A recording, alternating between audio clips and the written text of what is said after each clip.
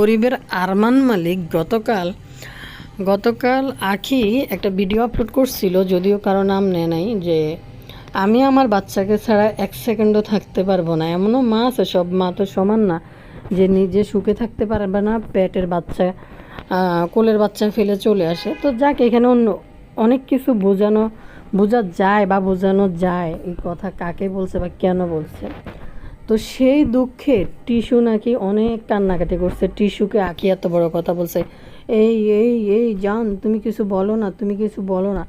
আজকে আমাদের গরিবের আরমান মালিক টিস্যুকে হ্যাপি করার জন্য চলে আসছে, যে আঁকিকে নিয়ে একটা ভিডিও আপলোড করছে। হ্যাঁ হ্যাঁ, হ্যাতে মানে বেডি মানুষ হয় না। যদি বেডি মানুষ হইতো, হ্যাতে পুরুষ মানুষ হয়েছে, তার সন্তানদের সাথে অনেক খোঁজখবর রাখে না, সে ভালো বাবা হইতে পারে নাই, যোগাযোগ রাখে না, কিন্তু হাতে প্রাউড ফিল করে হাতে একটা মহিলা মানুষ হয় নাই। কারণ এমন এক নিচু লেভেলের মায়ের গল্প সে বলতে আসছে, যে কিনা পেটের সন্তান মেরে ফেলে। ভাই, কূটনীগিরি করা কারে মানায় কনছে? এগুলো তো মহিলাদের কথাবার্তা। কূটনীগিরি মহিলারা করলে ভালো লাগে। এই বেড়া একে একে তিনটা বিয়ে করছে প্রকাশ্যে, যেটা আমরা দেখছি, এবং দুইটা বাচ্চার জীবন নষ্ট করছে, দুইটা মহিলার জীবন নষ্ট করে এখন সে আবার কুটনি মহিলাদের মতো সোশ্যাল মিডিয়ায় আসছে। এতদিন তো তিশা গলাবাজি করছে, সেটা পূরণ হয়, শখ মিটে নাই। এখন টিস্যুর কালকে কান্না দেখে আবারও আসছে সে বক্তৃতা নিয়ে। সে মহিলা হয় নাই দেখে সে প্রাউড ফিল করতেছে। হ্যালো দর্শক, আসসালামু আলাইকুম। কে কোন জায়গা থেকে ভিডিও দেখতেছেন, ভিডিওতে লাইক দিন এবং সাবস্ক্রাইব করে দিন। যদি ভালো লাগে চ্যানেলের সাথে সাবস্ক্রাইব করে থেকে যাবেন শেষ পর্যন্ত, ভিডিওটা দেখার অনুরোধ রইল।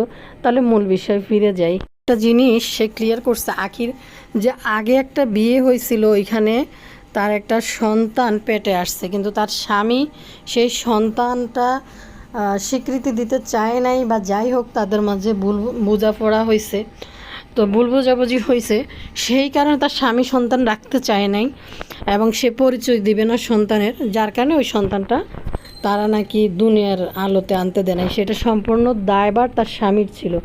এটা একসময় আঁকি খুবই এটা নিয়ে দুঃখে ভুগতেছিল, মানে দুঃখের মধ্যে আছিল যে সে মা ডাক শুনতে পারলো না তার স্বামীর কারণে, আগে যে বিয়ে হয়েছিল। এখন এই গরিবের আরমান মালিক হ্যাবটা চলিয়েছে। গতকালকে যাকে একটা ভিডিও দিছে, যে এমনও মা আছে যে সন্তান রাইখা চলে আসে, আমি তো আমার সন্তানরা ফালাই এক সেকেন্ডও থাকতে পারবো না। তো কথা হয়েছে রে ভাই, এই লোক আসছে আবার এটার একটা পাল্টা ভিডিও বানাইতে, যে আমি অনেক খারাপ, আমি ভালো বাবা হইতে পারি নাই, আমি আমার সন্তানদের খোঁজ রাখি না, খবর রাখি না, কিছু দিই না। তবে আমি একটা জঘন্য নিচু লেভেলের মায়ের কথা বলতেছি, যে কি না তার বাচ্চার বাবাকে সেটা স্বীকৃতি পরিচয় না পেয়ে পেটের সন্তানকে মারতে বাধ্য হয়েছে।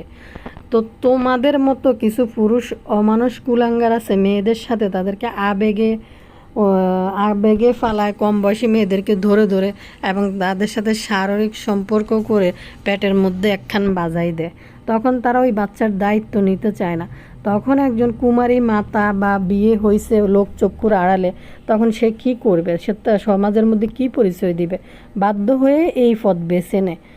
তো ভাই, আমি একটা কথা বলি, যে এই লোকটা যে ভিডিওটা নিয়ে আসছে, যে নিকৃষ্ট লেভেলের, যে একটা পুরুষ মানুষ, যে আমাদের ধর্মে যদি 4টা বিয়ে করার অনুমতি যদি ধর্ম দিয়ে থাকে, কিন্তু সব স্ত্রীর প্রতি সমান ব্যবহার করতে বলছে, যখন আকি বাসাটা ছেড়ে চলে যায়, তখন এই লোকটা কুটনি মহিলাদের মতো পিছনে বসে এই গরিবের আরমান মালিক তিশার সাথে বসে বসে তালে তাল মিলিয়ে ভিডিও বানায়, ফেসবুকে ফাঁসের বাসার কুটনি মহিলাকে নিয়ে ভিডিও আপলোড পিছন থেকে উস্কানিমূলক ভিডিও বলে আপলোড করছে।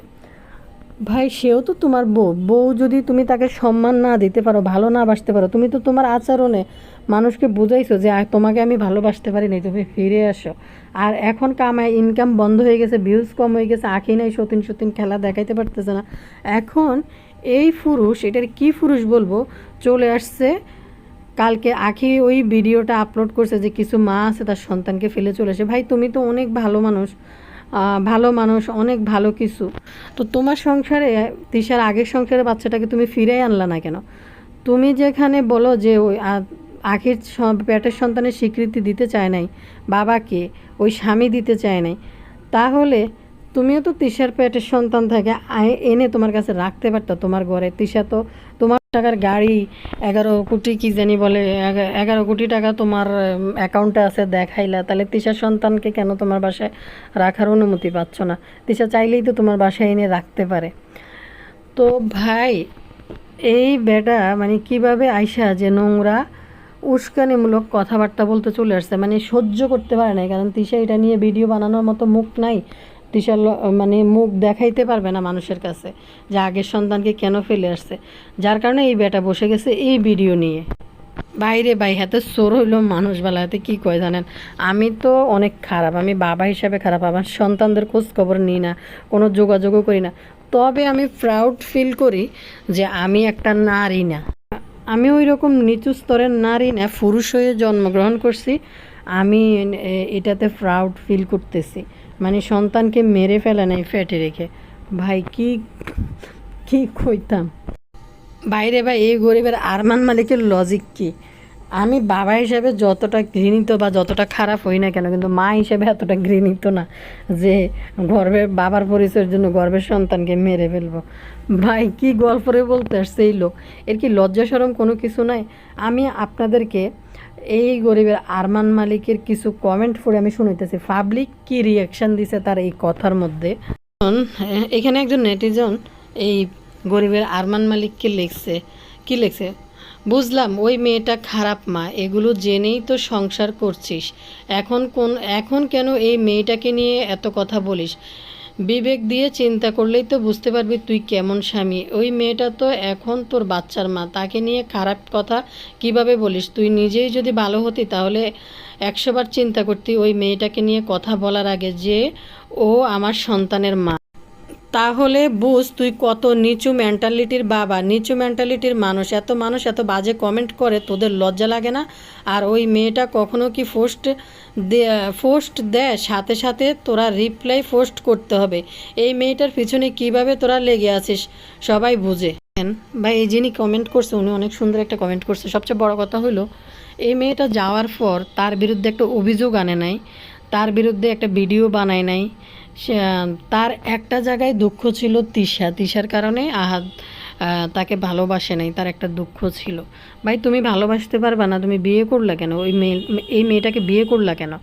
তো এখন একটা সন্তানের মা যার পেটে একটা এই লোকের সন্তান, মানুষ তো এটা চিন্তা করে যে ও তো আমার সন্তানের মা। এই মেয়ে চাইলে কিন্তু ওর বিরুদ্ধে অনেক নারী নির্যাতন অনেক কিছু অভিযোগ করে মামলা করতে পারতো। ওর বিরুদ্ধে একটা অভিযোগ কিন্তু সে করে নাই, বরং সে এই লোক আর তিশা হয়েছে পাক্কা খেলাড়ি, মেয়েটার উপরে জুলুম করছে। মেয়েটা কিন্তু একটা অভিযোগও এই আহাদের প্রতি আনে নাই, অথচ এই লুচ্চা মানে প্রতিটা ভিডিওর মধ্যে তিশার সাথে মিলে প্রতিদিন কন্টেন্ট বানাইছে। এখন পুরাই পাগল হয়ে কি ভিডিও বানাইতে আসছে। এখানে আরও একটা পজিটিভ কমেন্ট এই লোকটাকে কোনো মানুষ করে নাই, এখানে আরও নেটিজেনরা কমেন্ট করছে। আমি কিছু কমেন্ট আপনাদের সাথে শেয়ার করি। লিখছে, তোরা এত ভালো, তোদের মানুষ খারাপ কমেন্ট করে কেন? সব কি আখির ফেক আইডি? একদিন মরতে হবে, এটা মাথায় রাখিস। একটু ভালো হয়ে যা, বাচ্চাগুলোর অভিশাপ নিস না, দুনিয়াতে আল্লাহ শাস্তি দিবে। আরেকজন নেটিজন লিখছে, 3 জনের মধ্যে মেন কালফিট হলো এই বেড়া, এই অসভ্য মার্কা ভেড়া এই অসভ্য মার্কা বেড়ার জন্য মেয়েদের জীবনগুলো নষ্ট হয়েছে। নিজের চরিত্রের ঠিক নেই, আসছে মেয়ে মানুষ নিয়ে কথা বলতে।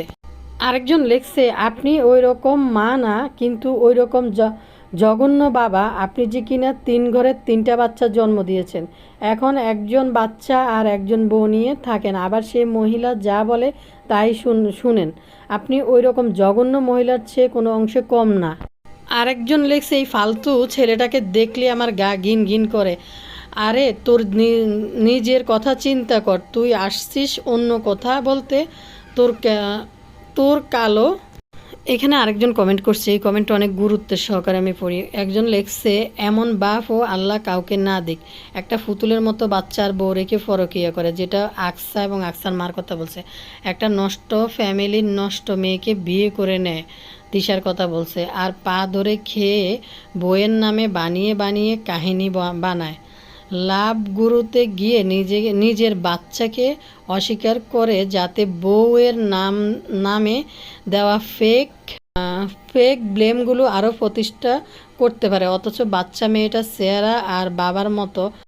অতঃপর লাভগুরুর জুতার বাড়ি খেয়ে আবার লাইনে এসে যে মেয়েটা তারই মেয়ে, এজন্য জঘন্য বাপ অবশ্যই শুধু আকসা আর আয়েশের ভাগ্যে জুটেছে। চিন্তা করেন, সে লাভগুরু একটা প্রোগ্রাম আছে, মানে ওইখানে যায় আকসারে মানে অস্বীকার করছিল।